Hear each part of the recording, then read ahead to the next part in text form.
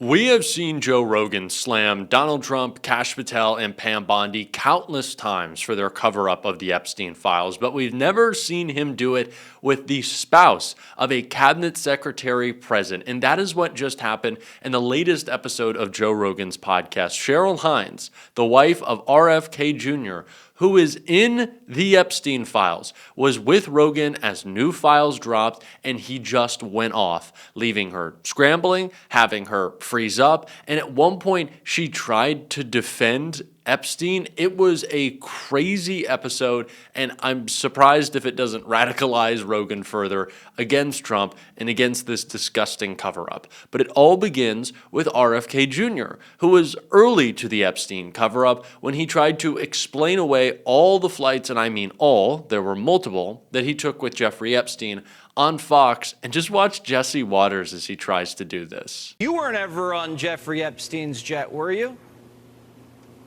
I was on Jeffrey Epstein's jet 2 times. I was on it in 1993, and I was on it and I went to Florida with my wife and 2 children to visit my mom over Easter.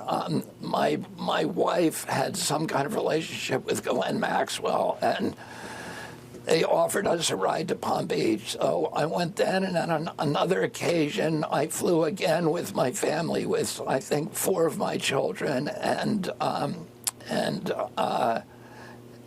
Mary, my wife, to Rapid City, South Dakota, to go fossil hunting for a weekend. And but otherwise, I was never on his jet alone. I've been very open about this from the beginning. This was in '93, so it was 30 years ago. It was before anybody knew about Jeffrey Epstein's, his nefarious issues. And I agree with you that all of this information should be released.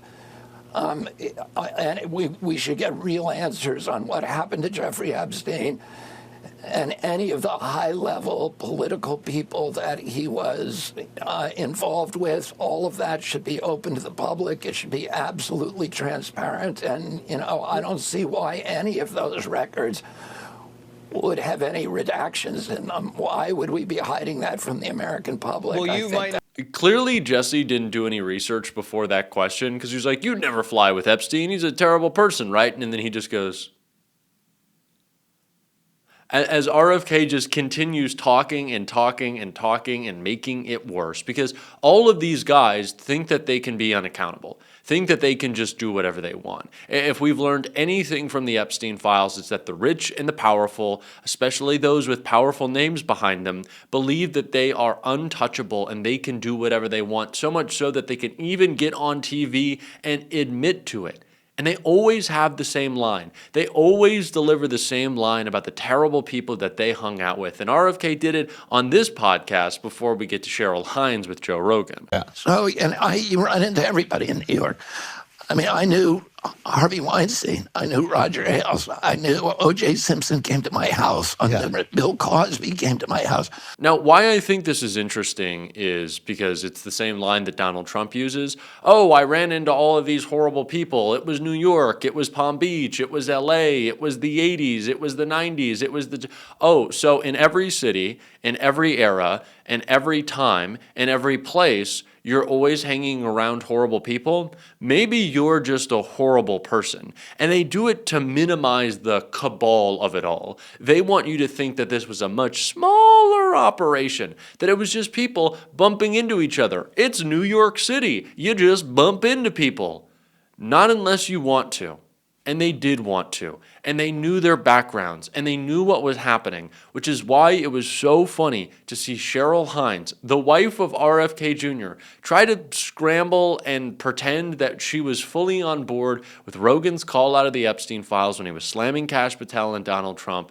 There's 2 clips that were just really bad for Cheryl. Starts with this one.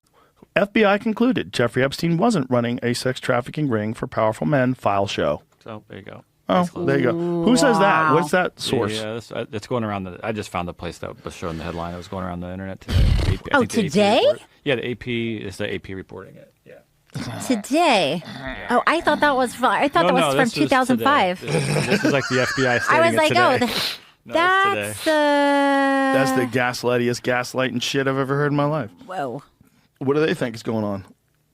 Just a bunch of fun, bunch of guys hanging out, That is being fellas, having cocktails, talking They about say they're science. still looking into it, but they don't have any evidence. Oh, of it. look into it. Maybe you should get Eddie Bravo on the case.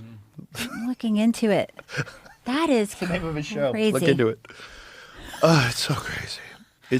But there's probably a lot of that that's gone on yeah. forever. Yeah. And it's also probably a way that they can secure business deals and make sure that people do things they want to do. They have a little something over them. They do a little bit of this, do a little bit of that. For sure. This is what, yeah. I mean, that's what Epstein was all about, was manipulating people and, holding it over their head, getting them to do something. Allegedly. Allegedly. It certainly seems like that. Certainly seems like that was a big part of it. I love just the bad acting. I'm a big Curb Your Enthusiasm fan. I would never say really Cheryl was the most important part of the show, especially maybe, I don't know. Maybe I'm looking back at that now that I know that, she's the wife of RFK Jr. who, funny enough, Larry David introduced them. Cheryl was never putting on Daniel Day-Lewis type performances, right? That's okay. That's okay though. But this is bad acting. Her pretending, wow, I'm surprised. Oh, Epstein, huh? Oh, yeah. Oh, wow. Oh, that's not good. I don't. How do I feel? Bad. Bad is what I'm supposed to. Do I have a script? Bad. I think I'm supposed to feel bad. You cannot get me to believe for a second that RFK wasn't coming home and going, the Epstein files are bad. Like, maybe that's inappropriate to do that, boys. I don't think so. I don't really give a fuck. He's a terrible person and he's causing deaths. So we'll make fun of RFK Jr. all we want. But that wasn't even the worst part. Cheryl Hines just kind of freezing up and being like, wow. Oh, yeah, I totally also think that this is awful. When she tried to defend Epstein and defend the people associating with him, then you could really just see it all coming out. I mean, is it possible that people didn't know what was going on? Maybe initially. Yeah. If someone got lured in like they tried to lure me in and they didn't do a Google search and also Yeah. they're meeting with this eccentric billionaire. This is the lie in the defense that maybe bothers me most. Because the only reason that these billionaires have a somewhat positive perception in society is because they spend millions of dollars a year, millions, on their PR. They do everything they possibly can to make you think that they're just a regular guy who worked hard and really was grinding it out and they're such a super genius. And oh, don't we love billionaires? They don't pay their taxes. They, commit labor violations. They're doing horrible shit to the environment. Oh man, don't we love billionaires? No. They have great PR people. They have the best PR people. And those PR people would not have let them hung out with Jeffrey Epstein without knowing who he was. They weren't plopping them in a room with a convicted pedo and saying, let loose, guys, take a bunch of photos, have fun. These guys knew. It is why they were there. People were aware of Jeffrey Epstein. Well, we know that Donald Trump continues to admit, and Carolyn Levitt kind of half did yesterday, that they were very aware of what type of person Jeffrey Epstein was. Donald Trump joked, he likes them especially young, just like me. All of these emails between these guys were talking about like 8 and 7 and 9 and 10-year-olds, torture, just the most disgusting things. They knew who Epstein was, and they loved it. They loved it. So don't give me that shit.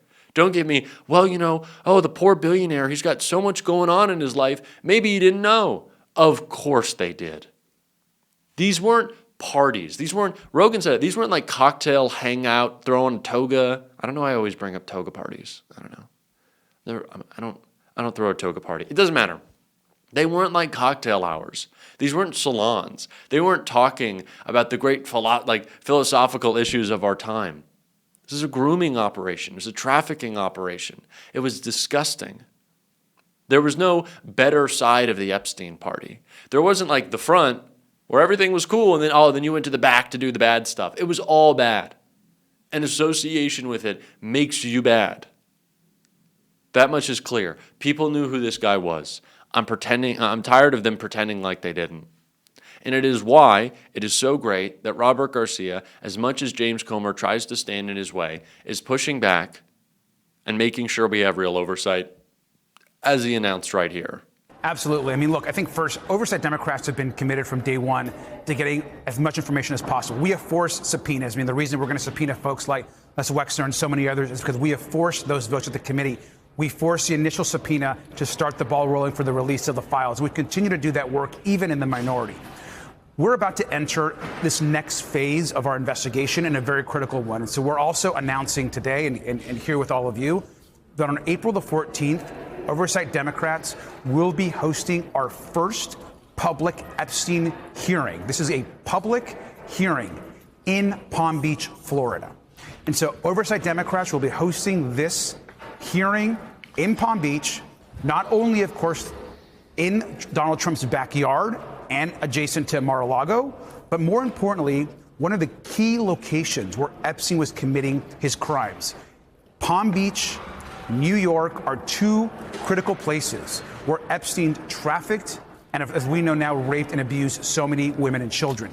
As far as witnesses, expect to hear directly from survivors giving testimony to the committee.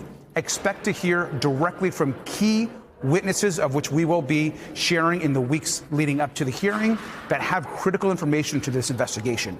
Well, the way we view it is this next part of the investigation is going to be focused on hearing and airing out directly, giving the survivors and witnesses a public opportunity to share exactly what they know, what happened, begin to lay out the major evidence of which we've collected, not just in public, but we've been collecting evidence every single day, whether it's been through financial records, whether it's been through private interviews we've been conducting, whether it's been through hearing from whistleblowers. There is a lot of evidence to lay out to the public, and that phase of our investigation will begin on April 14th in Palm Beach, Florida. The media has failed entirely to do its job covering the Epstein files. The language that they use is an attempt to numb us.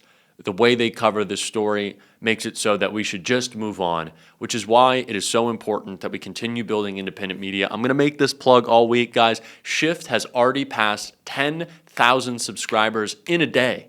In a day. The goal is 25,000 by the end of the week. Please subscribe down here or click right here to watch a video on Shift and subscribe, or to just subscribe by hitting this bubble. It is the best way to support this show. It is the best way to support growing independent media. We need to shift our politics. We need to shift our media. That's what we're going to be trying to do. You can also subscribe on this show. Keep on fighting, y'all. I love you. Y'all know that.